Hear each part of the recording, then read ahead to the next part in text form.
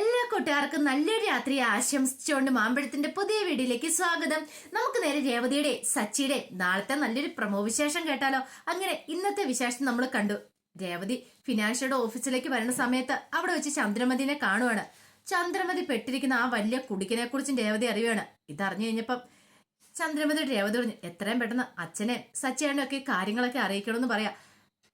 ഇതൊന്നും കേൾക്കാനായിട്ടുള്ള ശക്തിയൊന്നും ക്ഷമയൊന്നും ചന്ദ്രമതിക്കില്ലായിരുന്നു. ചന്ദ്രമതി പറഞ്ഞു, വേണ്ട, ദേ അവരറിഞ്ഞിട്ടുണ്ടെങ്കിൽ വല്ലാത്ത പ്രശ്നമാവും, ഒരു കാരണവശാലും അവരറിയില്ലെന്നൊക്കെ പറയുന്നുണ്ട്.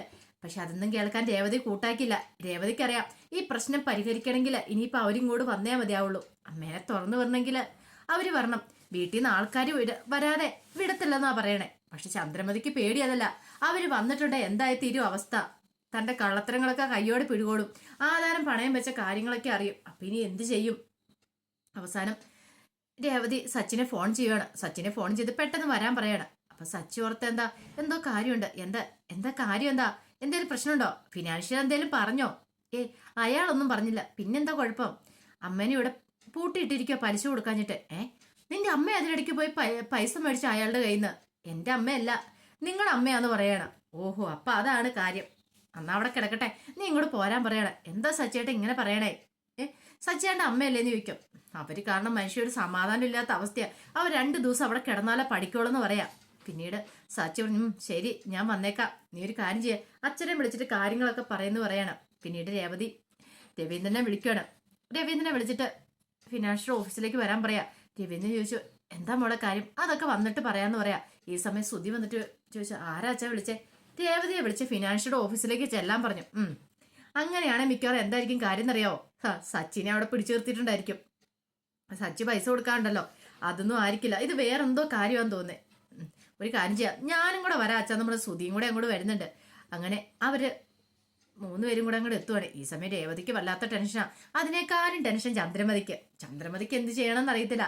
ചന്ദ്രമതി ഓർത്തു, ഇപ്പോഴവര് വരും, തന്റെ കയ്യിലത്തരം കയ്യോട് പിടികൂടും, അതോടുകൂടി താൻ തീർന്നു, മിക്കവാറും തന്നെ വീട്ടിൽ നിന്ന് ഇറക്കി വിടും. അങ്ങനെ ഇരിക്കുക. അപ്പോഴേക്കും അവരങ്ങോട്ട് എത്തി. വന്നുകൊണ്ട് ചന്ദ്രമതി അതിനകത്ത് കിടക്കുന്നുണ്ട്. ചന്ദ്രമതി കണ്ണിന് രവീന്ദ്രൻ ചോദിച്ചു, എന്താ ചന്ദ്ര ഇതെന്താന്ന് ചോദിക്കാം. അല്ലാതെ പിന്നെ ഞാന്. സച്ചി പറഞ്ഞു, എന്റെ അച്ഛാ, അമ്മയോട് ഇവിടെ നിന്ന് ചോദിക്കൊന്നും വേണ്ട. എന്തിനാ ചോദിക്കുന്നേ? നമുക്ക് അയാളുടെ അടുത്ത് തന്നെ ചെന്നിട്ട് ചോദിക്കാം, എന്തിനാ പൂട്ടിയിട്ടിരിക്കുന്നേന്ന്. അങ്ങനെ അയാളുടെ അടുത്തേക്ക് ചെല്ലുവാണ്. ചെന്നിട്ട് പറഞ്ഞു, അല്ല എന്തിനാ ഏട്ടാ അമ്മേനെ എന്തിനാ പൂട്ടിയിട്ടിരിക്കുന്ന ചോദിക്കുക. അമ്മയോ? ഏതമ്മ? ആരുടെ അമ്മ? ആ പൂട്ടിയിട്ടിരിക്കുന്ന എന്റെ അമ്മയെന്ന് പറയണം. ആഹാ, സച്ചിയുടെ അമ്മയാണോ? അതെനിക്ക് അറിയില്ലായിരുന്നു പറയാണ്. അവരുടെ പേര് മാത്രം എനിക്ക് അറിയത്തുള്ളൂ, ചന്ദ്രമതി. അതിൽ കൂടുതലൊന്നും എനിക്കറിയത്തില്ല. അവരിങ്ങോട്ട് കൊണ്ടുവന്ന ബാമയെന്ന് പറയുന്ന അവരാ. അപ്പൊ അവരെനിക്ക് മുമ്പ് പരിചയമുണ്ട്. പക്ഷെ നിന്റെ അമ്മയാന്നുള്ള കാര്യം അറിയില്ലായിരുന്നു പറയാ. അല്ല കാര്യം എന്താ? അവര് 17 ലക്ഷം രൂപ എടുത്ത് എടുത്തിട്ടുണ്ട് പലിശയ്ക്ക്. പക്ഷെ പലിശ ഇല്ല, മുതലും ഇല്ല. 2 മാസമായി അവരോട് ഞാൻ പറഞ്ഞിട്ട്. പക്ഷെ ഇതുവരെയായിട്ടും അവർ തന്നിട്ടില്ല. പിന്നെ അവരെ ഞാൻ പൂട്ടിയിടുവല്ലേ ചെയ്യേണ്ടതെന്ന് ചോദിക്കുക. അത് കേട്ടത് സച്ചി പറഞ്ഞു, 17 ലക്ഷം രൂപയോ? അല്ല നിങ്ങൾക്ക് ആള് മാറിപ്പോയിട്ടൊന്നും ഇല്ലോ? ഒരാളും മാറിപ്പോയിട്ടില്ല സച്ചി. ഇതേ നിങ്ങളുടെ വീടിന്റെ ആധാരം ഇവിടെ കൊണ്ടേ പണയം വെച്ചിട്ടാ പൈസ എടുത്തേക്കുന്നത്. അത് മാത്രമല്ല, പൈസ എടുത്തിട്ട് പലിശ കൃത്യമായിട്ട് മുടങ്ങാതെ തന്നേക്കാന്ന് പറഞ്ഞു. കഴിഞ്ഞ മാസം കൃത്യമായിട്ട് പൈസ തരാൻ പറ്റില്ലാഞ്ഞിട്ട് വളയം കൂടെ ഇവിടെ കൊണ്ടുവന്ന് പണയം വെച്ചിട്ട് പോയെന്ന് പറയാം. പെട്ടെന്ന് സച്ചിയും രവീന്ദ്രനും പരസ്പരം നോക്കുവാണ്. ഇത്രയൊക്കെ വലിയ കള്ളത്തരം കാണിച്ചിട്ട് വീട്ടിൽ ആരും അറിഞ്ഞില്ലല്ലോ എന്നുള്ള രീതിക്ക്. പിന്നീട് അയാൾ പറഞ്ഞു, ഇന്ന് പൈസയും കൂടെ വരാന്ന് പറഞ്ഞ കഴിഞ്ഞ ദിവസം വീട്ടിലേക്ക് ആളെ വിട്ടിട്ടുണ്ടായിരുന്നു. എന്നിട്ടോ പൈസയായിട്ട് വന്നുമില്ല. വന്നു കഴിഞ്ഞപ്പോ വലിയൊരു കള്ളത്തരം പറഞ്ഞിരിക്കുന്നു, പൈസ മോഷണം പോയെന്നൊക്കെ. അപ്പൊ ശ്രുതി ഓർത്ത്, ചിലപ്പോ സത്യമായിരിക്കോ? 1 ലക്ഷം രൂപ ഇരിപ്പുണ്ടായിരുന്നു, ഇനി അമ്മ ആ പൈസ എടുത്തോണ്ടാണോ വന്നത്? ഒരു കാര്യം ചെയ്യാം, അവരിങ്ങോട്ട് തുറന്നു വിടാൻ പറയാണ്. അങ്ങനെ അവരെയും കൊണ്ട് അങ്ങോട്ട് വരുവാ ചന്ദ്രമതിയും കൂടെ. ചന്ദ്രമതി നാണം കെട്ട് തല കുടിച്ചിരിക്കുക. തല ഉയർത്താൻ പോലും ചന്ദ്രമതിക്ക് പറ്റില്ല. കാരണം ചന്ദ്രമതിക്ക് അറിയാം താൻ പെട്ടിരിക്കുന്ന എത്രയും വലിയ അവസ്ഥയിലാന്ന്.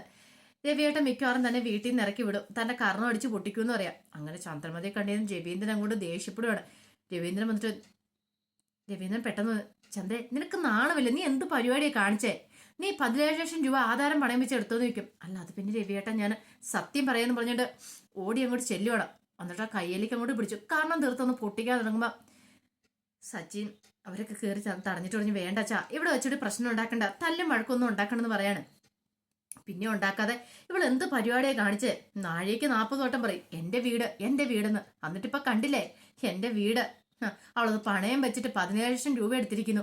ഇനിയിപ്പോ നിനക്ക് ഈ ജീവിതത്തിൽ തിരികെ എടുക്കാൻ പറ്റുമോന്ന് ചോദിക്കാം. പെട്ടെന്ന് ചന്ദ്രമതി പറഞ്ഞു, അതൊക്കെ ഞാൻ എടുത്തോളാം. എങ്ങനെ എടുക്കും എന്നാ പറഞ്ഞേ? 1-2 ലക്ഷമല്ല, 17 ലക്ഷം എടുക്ക എന്തേ കൊടുക്കാനുള്ളതെന്ന് പറയാം. പിന്നീട് സച്ചു പറഞ്ഞു, ഇതങ്ങനെ വെറുതെ വിട്ടിട്ട് കാര്യമില്ല അച്ഛാന്ന് പറയണേ. പെട്ടെന്ന് ഫിനാൻഷ്യൽ പറഞ്ഞു, നിങ്ങളുടെ ചർച്ചയും പരിപാടികളൊക്കെ വീട്ടിൽ ചെന്നിട്ട് ആദ്യം എന്റെ പൈസ ഇങ്ങോട്ട് തരാൻ പറയണം. സച്ചു ചോദിച്ചു, എത്ര രൂപ തരാനുണ്ട്? കണക്ക് നോക്കിയിട്ട് പറഞ്ഞു, 85,000 രൂപ. 85,000 രൂപ പലിശ? അതെ, 85,000 രൂപ ഉണ്ടെന്ന് പറയാം. എന്ത് ചെയ്യണമെന്ന് അറിയത്തില്ലാത്ത അവസ്ഥ ചന്ദ്രമതി ഇരിക്കുന്നത്. ചന്ദ്രമതി പറഞ്ഞു, അല്ല രവിയേട്ടാ, അത് പിന്നെ ഞാൻ അപ്പോഴേ നീ എന്തിനു വേണ്ടി ഇത്രയും പൈസ എടുത്തേ? അത് കല്യാണത്തിന് വേണ്ടിയിട്ട്. കല്യാണത്തിന് വേണ്ടിയിട്ട് 17 ലക്ഷം രൂപയോ? ഇതുകൊണ്ട് നീ എന്ത് കല്യാണം അടി നടത്തിയെന്ന് ചോദിക്കുക. അമ്പലത്തിൽ വെച്ചൊരു താലി കെട്ടുന്നതിനടി 17 ലക്ഷം രൂപയാന്ന് ചോദിക്കുക. ചന്ദ്രമതിക്ക് എന്തേലും പറയാനുണ്ടോ? ചന്ദ്രമതിയുടെ നാവടഞ്ഞ് നിൽക്കുവാണ്. ഇവിടെ സച്ചു പറഞ്ഞു, ഇതിങ്ങനെയൊന്നും ചോദിച്ചിട്ട് കാര്യമില്ല അച്ഛാന്ന് പറയാണ്. പലിശക്കാരൻ പറഞ്ഞൊരു കാര്യം ചെയ്യാം, പൈസ എനിക്ക് എത്രയും പെട്ടെന്ന് കിട്ടണം, എന്നിട്ട് അവളെ ഇവിടുന്ന് വിടത്തുള്ളൂ എന്ന് പറയാണ്. അതെ, എങ്ങനെയെങ്കിലും ഇപ്പോൾ ഈ സമയത്തേക്കൊന്നും വിട്, പൈസ എങ്ങനെയെങ്കിലും എത്തിച്ചോളൂ എന്ന് പറയണം. ഒരു കാര്യം ചെയ്യാം, ഇനിയിപ്പോൾ പൈസ എത്തിക്കാൻ പറ്റില്ലെങ്കിൽ നിങ്ങൾ എല്ലാവരും കൂടെ സൈൻ ചെയ്തോട്ടെ പേപ്പറിലേക്ക്. ഞാൻ മുമ്പ് അവരോട് പറഞ്ഞ ഇവിടെ വന്നിട്ട് എല്ലാവരും കൂടെ സൈൻ ചെയ്യണം. അപ്പൊ അവര് പറഞ്ഞ എന്താണെന്നറിയോ? മക്കളൊക്കെ പുറത്താ, അല്ലെങ്കിൽ ഒരുത്തൻ വിദേശത്ത് പോയി, ഈയിടെ കല്യാണം കഴിഞ്ഞവൻ ഭാര്യ വീട്ടിലാ, 100 ന്യായങ്ങളാ പറഞ്ഞേ. നിങ്ങളെ ഇങ്ങോട്ട് വരുത്താതിരിക്കാൻ വേണ്ടി ഇപ്പോഴെല്ലാം മനസ്സിലാവുന്നേ. പെടുത്ത് രവിയെന്ന് ചോദിച്ചു, അല്ല ഇവർ ആധാരം പണയം വെക്കാൻ വന്നപ്പോൾ നിങ്ങൾ എന്തിനാ വാങ്ങിച്ചേ? എന്റെ പേരും കൂടെ അതിനകത്ത് ഇല്ലായിരുന്നോ ചോദിക്കുക. ഞാൻ അതിനെക്കുറിച്ച് ഇവരോട് സംസാരിച്ചപ്പോൾ ഇവർ പറഞ്ഞ എന്താണെന്നറിയോ? ഭർത്താവിനും വയ്യാതെ ഭർത്താവ് കിടപ്പിലാന്ന്, അതുകൊണ്ടാന്ന് പറയാം. ഇത് കേട്ടൻ രവീന്ദ്രൻ ദേഷ്യപ്പെടുന്ന ചന്ദ്രമതിനെ നോക്കുവാണ്. ഈ സമയം സച്ചു പറഞ്ഞു, അത് കൊള്ളാലോ, അങ്ങനെയൊക്കെ ഉണ്ടല്ലോ ഇതിനകത്ത് ടെസ്റ്റ്. അമ്മയാള് പുലിയല്ലേന്ന് ചോദിക്കുക. ഈ സമയം ശ്രുതി പറഞ്ഞു, ഒരുപക്ഷെ അമ്മ പലിശ കൊടുക്കാൻ കൊണ്ട് വന്നതായിരിക്കും, അമ്മയുടെ കയ്യിൽ നിന്ന് ആ പണം മോഷണം പോയി കാണും. നീ ഒരക്ഷരം മിണ്ടരുത്, നീ ആയിരിക്കും മിക്കവാറും ആ പണം അടിച്ചു മാറ്റിക്കൊണ്ട് ഓടിയത്. സത്യം പറയടാ, നീ അല്ലേന്ന് ചോദിക്കുക. ശ്രുതി പറഞ്ഞു, നീ എന്തൊക്കെയാ സച്ചി പറയണേ? നിന്റെ സ്വഭാവം ആയതുകൊണ്ട് പറയാൻ പറ്റില്ല. നീ ഇതിലപ്പുറം ചെയ്യുന്നവനാന്നറിയാം, അതുകൊണ്ട് പറഞ്ഞ. അവൻ വന്നിരിക്കുന്നു പറയണം, ഒരക്ഷരം മിണ്ടി പോയേക്കല്ലേ. നീയും അമ്മ എല്ലാരും കൂടെ ചേർന്ന് ഇപ്പൊ ഓരോ ചതികൾ ചെയ്തോണ്ടിരിക്കുകയല്ലേ. നീ 50 ലക്ഷം, അമ്മ 17 ലക്ഷം. ഇപ്പൊ ഒന്ന് കൂട്ടി നോക്കിയേ, 67 ലക്ഷം രൂപയായിട്ടാ അമ്മയും മോനും അമ്മയുടെ മോന്റെ കളികളെന്ന് പറയാ. ഈ ഫിനാൻഷ്യൽ അതെ, അതൊക്കെ അവിടെ നിൽക്കട്ടെ. നിങ്ങൾ ഒരു കാര്യം ചെയ്യും, ഈ പേപ്പറിലേക്ക് നമ്മൾ സൈൻ ചെയ്താട്ടെ. ഇനിയിപ്പോൾ പണം തരാൻ പറ്റിയില്ലെങ്കിൽ വീട് ഞാൻ ഇങ്ങോട്ട് എടുക്കൂന്ന് പറയാം.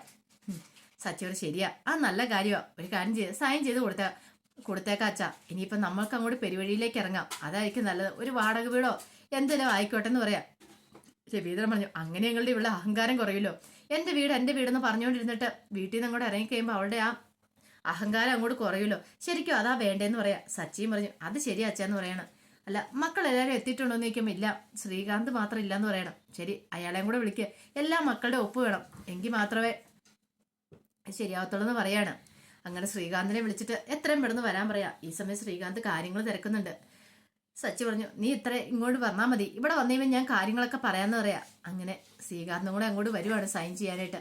ഈ സമയത്തൊക്കെ വല്ലാത്തൊരവസ്ഥയെപ്പെട്ട് ചന്ദ്രമതി ഇരിക്കുക. ചന്ദ്രമതിക്ക് മനസ്സിലായി തനിക്കിനി ഒരു പിടിച്ചിരിപ്പില്ല, താൻ ആകെപ്പാടെ പെട്ടുപോയെന്നുള്ളത്. അപ്പൊ അതിന്റെ വിശേഷങ്ങളൊക്കെ നാളെ കാണാൻ പോകുന്നത്. ആ വിശേഷങ്ങളൊക്കെ നമുക്ക് എല്ലാവർക്കും കാത്തിരിക്കാം കേട്ടോ. ആദ്യമായി കാണുന്നവരാണെങ്കിൽ ചാനൽ ഇഷ്ടപ്പെട്ട ഒന്ന് സബ്സ്ക്രൈബ് ചെയ്യാൻ മറക്കരുതേ. അതോടൊപ്പം തന്നെ കണ്ടുകൊണ്ടിരിക്കുന്ന എല്ലാവരുടെ സപ്പോർട്ടിലേക്കും തുടർന്നും പ്രതീക്ഷിച്ചുകൊണ്ട് എല്ലാവർക്കും ഒരിക്കൽ കൂടി നല്ലൊരു രാത്രി ആശംസിച്ചുകൊണ്ട് നിർത്തുന്നു. നന്ദി.